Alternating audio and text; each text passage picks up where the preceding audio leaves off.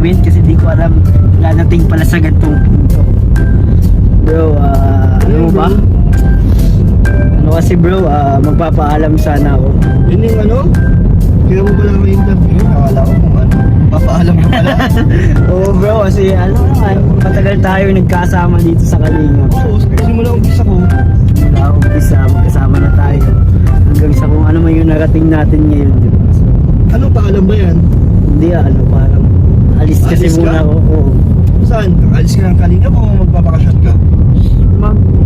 Hindi ko alam kung makakabalik pa ako or kailan Okay. ako babalik. Saan ka ba pupunta? O Manila ako may pupuntahan ako doon na hindi, ano naman siya, parang isang opportunity din, tatry natin. Gano'ng katagal?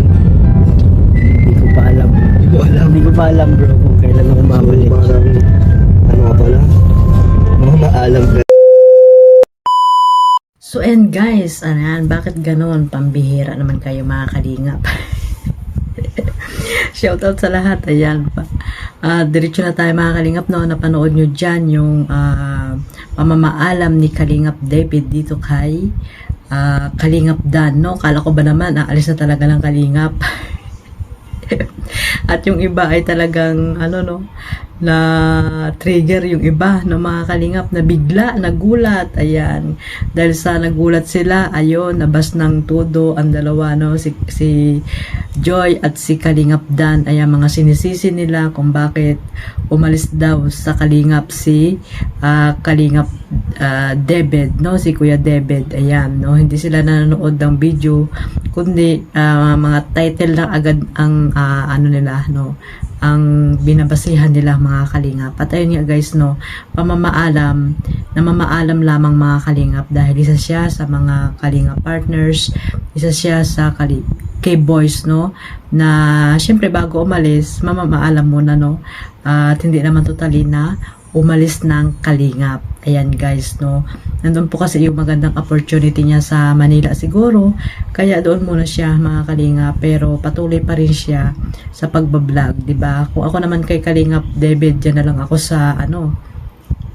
kasi malaki naman siguro yung sinasahod niya, di ba mga kalingap, sa pag-YouTube, at siguro mas malaki yung ano doon, yung kanyang sasahurin do sa kanyang panibagong trabaho, or if ever na may trabaho man siya doon na harapin sa Manila, or hindi natin alam, baka nagbakasyon lang or what, diba? Kaya wag muna tayong mabahala na kung umalis man si Kalingap Kuya David dito sa Kalingap. I'm sure hindi naman niya naalis, diba? Dahil matagal na po yan na kasamahan nila Kalingap Rab, ayan. Kung alis man yan, hindi yan totally aalis. Aalis lang sa dait.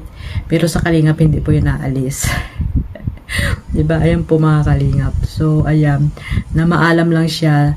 Siyempre, bilang respeto dito kila Kalingap Rab, no? Kasi kasamahan nila po yan. At ayun, para alam nila ng mga K-boys, na mga kasamahan niya, kung saan siya pupunta. Diba mga kalingap? Kaya sana, no, grabe naman kayo mga kalingap. Pati si Kalingap Dan ay sinisisi nyo kung bakit aalis si Kalingap Dan. Napakaliit naman ng ano nun. Napakaliit naman ng ano, dahilan, di ba? Para sa ganun lang. Si Kuya David ay malawak po ang pag-iisip niyan, at hindi lang sa ganun, bakit niya sa seryosohin, di ba mga kalingap, yung mga bagay na yun, na love team si Kalingap Dan dito kay Joy, di ba? At saka pas na po yun, no? Nakaraan na po yun yung mga nangyari sa kanila, at talagang hindi po sila para sa isa't isa na maging partner, no, sa love team ni Kalingap, ni Kuya David.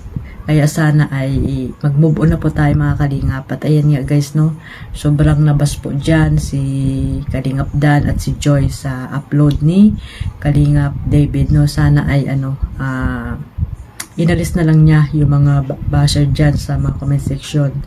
At ayun nga guys, no, hindi natin masisisi yung mga viewers, diba mga kalingap, dahil sa nangyari din. Ayan. Ayan guys, unawaan na lang po natin at suportahan natin, no, kung ano man yung gagawin ni Kuya David, yung mga supporters ni Kuya David. Ayan, suportahan nyo na lang po kung saan man siya, kung sa Manila ba talaga yung kanyang pamamalagi at hindi na dito sa K-Boys kila Kalinga Prab, di ba? Baka may mas malaking opportunity na nag-aantay sa kanya doon sa Manila, no? Unlike dito sa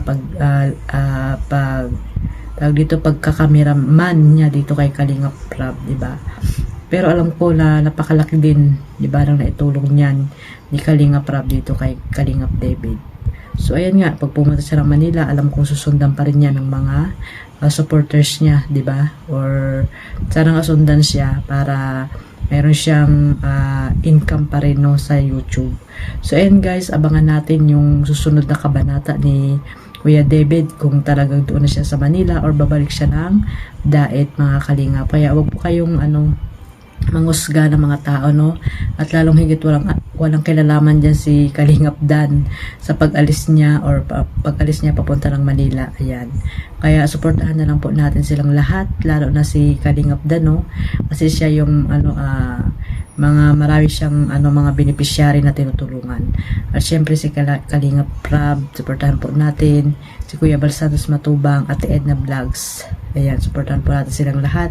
At syempre, ang buong Karipa, no? Shout out at yung mga masisipag na talagang nag-i-scout, nag-charity dyan po sa Pilipinas. Ayan, supportan po natin silang lahat. At ayan guys, hindi pa po nakasubscribe sa aking YouTube channel, ayan, pasubscribe na po. And click the notification bell para po updated po kayo sa aking mga video na ina-upload. At ayan guys, one family, one Kalingap. Ayan, magmahala na po tayo at mag-iingat po tayong lahat. God bless us all. Bye-bye.